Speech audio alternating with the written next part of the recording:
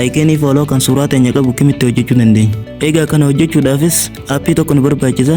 Aappii CapCut jedhamu kana Telegram kiyya jalaa ni buufattu yookiin Play Store irratti CapCut gootanii ni buufattu. Erga buufattanii booda aappii CapCut keessa ni seenna. Erga seennee booda ni project kajoo kana kilik gochuun suuraa aikeenii follow irra godhachuu barbaanne san ni filanna. Erga suuraa tokko filannee booda add ni goona. Gama jalaa kanarratti kan argamu overlay kajoo kana kilik goona. Add overlay kajoo kana kilik gochuun aikeenii follow san ni filanna. Sana booda add goona.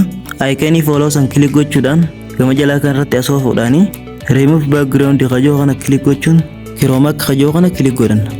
Harka keessanii wanta asirratti argamu kana biluu kana remove irraa goona. Erga remove irraa goone booda right gochuun suuraa keenya irra kilik ni godhanna. Harka keenyaanii akkanatti akka nu ta'utti suuraa keenya san irratti akkanatti irra kaayyannaa jechuudha. Sana booda right gochuun bifa kanaanii isin hojjetee jira.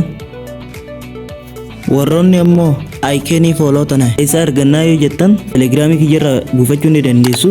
Tippii kana yoo jaallattan YouTube kiyya kana subscribe gochuun dagatinaa.